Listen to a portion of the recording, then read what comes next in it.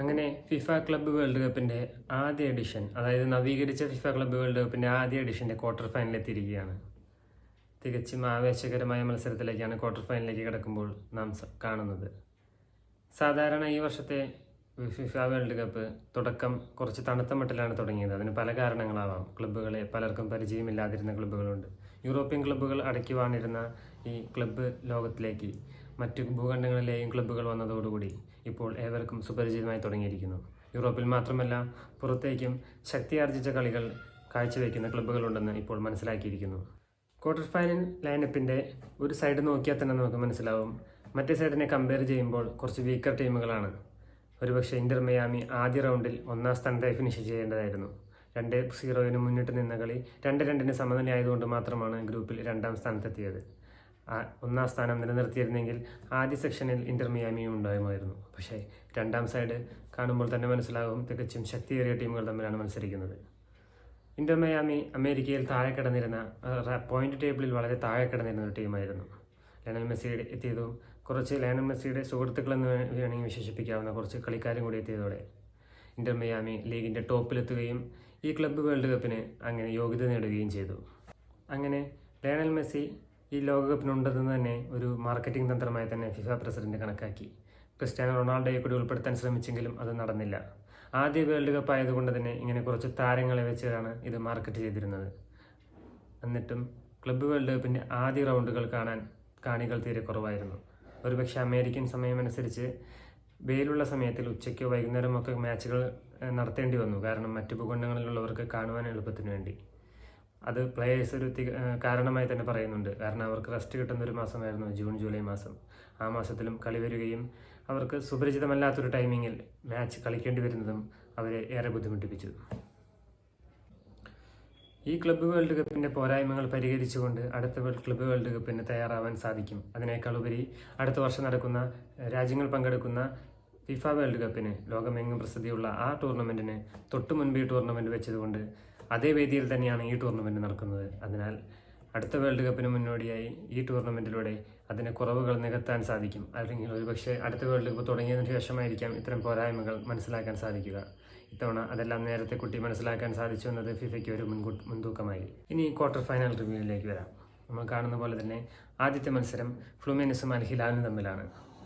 ഫ്ലൂമിനസ് എന്ന Brazilian team വളരെ ശക്തിയാർജിച്ച് വളരെ ശക്തമായ ഡിഫൻസീവ് മികവോടെയാണ് ഈ റൗണ്ടിൽ എത്തിച്ചേർന്നത്.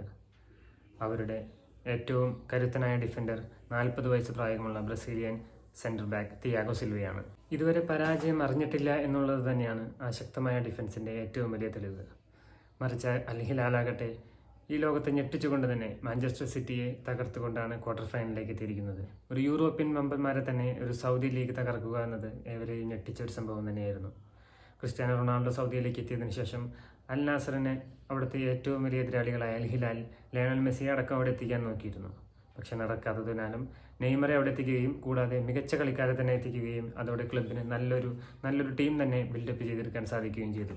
വളരെ മികച്ച ഫോമോടെ തന്നെയാണ് ഈ വേൾഡ് കപ്പിൽ അവർ പെർഫോം ചെയ്യുന്നത്. രണ്ട് വൻകരകളിലെ ക്ലബ്ബുകൾ തമ്മിലുള്ള മത്സരമായതിനാലും അവർ തമ്മിൽ ഇതിനു മുൻപ് മത്സരിക്കാത്തത് കൊണ്ടും നമുക്കിവരുടെ ശക്തി അളക്കുവാൻ സാധിക്കുകയില്ല. രണ്ടുപേരും ക്ലബ്ബ് വേൾഡ് കപ്പിൽ മികച്ച പ്രകടനം കാഴ്ചവെച്ചവരാണ്. അതിനാൽ തന്നെ ഒരു പ്രഡിക്ഷൻ അസാധ്യമെന്ന വിധത്തിലാണ് ആദ്യ ക്വാർട്ടർ ഫൈനൽ അരങ്ങേറുന്നത്. രണ്ടാം ക്വാർട്ടർ ഫൈനലിൽ മറ്റൊരു ബ്രസീലിയൻ ക്ലബ്ബായ പാൽമെറസ് ചെൽസിയാണ് നേരിടുന്നത്. തോൽവി അറിയാതെ തന്നെയാണ് പാൽമെറസും ക്വാർട്ടർ ഫൈനലിൽ കടന്നിരിക്കുന്നത്. അവരുടെ ഒരു പ്രത്യേകത അവരുടെ കോച്ച് ഇറക്കുന്ന മറ്റൊരു തന്ത്രമാണ്.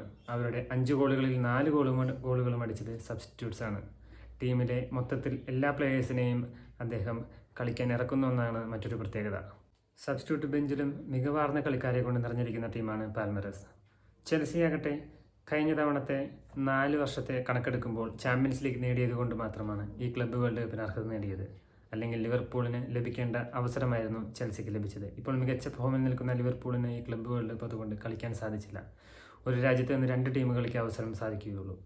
അതിനാൽ തന്നെ ലിവർപൂളിനെ ഒഴിവാക്കിക്കൊണ്ട് ചെൽസിയും മാഞ്ചസ്റ്റർ സിറ്റിയുമാണ് ക്ലബ്ബ് വേൾഡ് കപ്പിന് തയ്യാറായത്. ഇരുവർക്കും ചാമ്പ്യൻസ് ലീഗ് നേടിയെന്നതാണ് ക്ലബ്ബ് വേൾഡ് കപ്പിന് ഇവർ യോഗ്യത നേടാൻ കാരണമായത്. യൂറോപ്യൻ ക്ലബ്ബ് എന്ന നിലയിൽ ചെൽസിക്ക് ചെറിയൊരു അഡ്വാൻറ്റേജ് ഉണ്ടെങ്കിലും ഈ മത്സരവും കടുപ്പം തന്നെയായിരിക്കും. അടുത്ത ക്വാർട്ടർ ഫൈനലാണ് ക്ലബ്ബ് വേൾഡ് കപ്പിൻ്റെ ഫൈനൽ എന്ന് തന്നെ വിശേഷിപ്പിക്കാൻ സാധ്യതയുള്ളൊരു പോരാട്ടം. യൂറോപ്യൻ ചാമ്പ്യന്മാരായ പാരീസ് സെയിന്റ് ജർമ്മനും ബയൺ മ്യൂണിക്കും തമ്മിലാണ് ഈ മത്സരം. PSG ചാമ്പ്യൻസ് ലീഗ് നേടിയെങ്കിലും ബയൺ മ്യൂണിക്കിനെ നേരിടേണ്ടി വന്നിട്ടില്ല. ബയൺ മ്യൂണിക്ക് ആണെങ്കിൽ ഇപ്പോൾ തികഞ്ഞ ഫോമിലാണ്. ഹാരി കെയ്ൻ തൻ്റെ ആദ്യ കിരീടം ബയൺ മ്യൂണിക്കിലാണ് നേടിയത്. ബയൺ മ്യൂണിക്കിൻ്റെ ശക്തിയും യൂറോപ്യൻ ചാമ്പ്യന്മാരായ PSG തമ്മിൽ ഏറ്റുമുട്ടുമ്പോൾ ഫൈനലിന് തുല്യമായ ഒരു പോരാട്ടം തന്നെയായിരിക്കും നമുക്ക് കാണാൻ സാധിക്കുക. തികച്ചും പ്രവചനാതീതം തന്നെയാണ് ഈ മത്സരവും. മറ്റൊരു പ്രത്യേകത, PSG ബയൺ മ്യൂണിക്കും ടൂർണമെൻറ്റിലെ ഏറ്റവും കരുത്തരായ ടീമുകൾ തന്നെയാണെങ്കിലും ക്ലബ്ബ് വേൾഡ് കപ്പിൽ എത്തിയപ്പോൾ ഗ്രൂപ്പ് ഘട്ടത്തിൽ രണ്ടുപേർക്കും ഓരോ തോൽവി വീതം അണയേണ്ടി വന്നു. രണ്ടും അപ്രതീക്ഷിതമായ തോൽവിയും ഒരു അട്ടിമറി കൂടിയുമായിരുന്നു. അവസാന ക്വാർട്ടർ ഫൈനൽ റിയൽ മാഡ്രിഡും ബൊറൂസിയ ഡോർട്ട്മുണ്ടും തമ്മിലാണ്. റിയൽ മാഡ്രിഡ് ഒരുപാട് അറ്റാക്കേഴ്സിനെ കഴിഞ്ഞ സീസണിൽ പർച്ചേസ് ചെയ്തിരുന്നു. ഒരുപാട് താരനിരകളുണ്ടെങ്കിലും ശക്തമായ ഒരു മിഡ്ഫീൽഡ് ജനറൽ ഇല്ലാത്തതിൻ്റെ അഭാവം കഴിഞ്ഞ സീസണിൽ അവർക്കൊരു തലവേദന സൃഷ്ടിച്ചു. ലുക്ക മോഡ്രിച്ചിൻ്റെയും ക്രൂസിൻ്റെയും അഭാവം നികത്താൻ ഇപ്പോഴും അവർക്ക് സാധിച്ചിട്ടില്ല. ഒരു മികച്ച മിഡ്ഫീൽഡർ ഈ സീസണിൽ അനിവാര്യമാണ്. അതുപോലെ തന്നെ കോച്ചിനെ പുറത്താക്കിയതിലൂടെ സാബി അലോൺസോയിൽ ചാർജ് എടുത്തിരിക്കുകയാണ്. അലോൺസോയ്ക്ക് റിയൽ മാഡ്രിഡിനെ രക്ഷിക്കാൻ കഴിയുമോ എന്ന് ഈ ക്ലബ്ബ് വേൾഡ് കപ്പിൽ ആദ്യമായി കാണിച്ചു തരാൻ പറ്റിയ ഒരു അവസരമാണിത്. ചാമ്പ്യൻസ് ലീഗ് നഷ്ടമായ റിയൽ മാഡ്രിഡിന് ഈ വിജയം അനിവാര്യമായി തീർന്നിരിക്കുന്നു.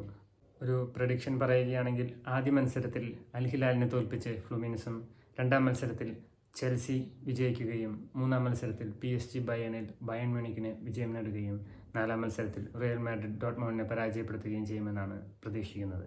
മത്സരമെല്ലാം പ്രവചനാതീതമാണെങ്കിലും ഒരു പ്രവചനമെന്ന രീതിയിൽ തൽക്കാലം പറയുകയാണെങ്കിൽ ആദ്യ സെമി ഫൈനലിൽ ചെൽസിയും ഫ്ലൂമിനസും ഏറ്റുമുട്ടുമെന്നും രണ്ടാം സെമി ഫൈനലിൽ ബയൺ മ്യൂണിക്കും റിയൽ മാഡ്രിഡും ഏറ്റുമുട്ടുമെന്നാണ് പ്രതീക്ഷിക്കുന്നത്.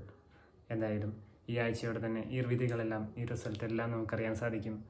ഒരു മികച്ചൊരു സെമി ഫൈനൽ ലൈനപ്പിനായി നമുക്ക് കാത്തിരിക്കാം.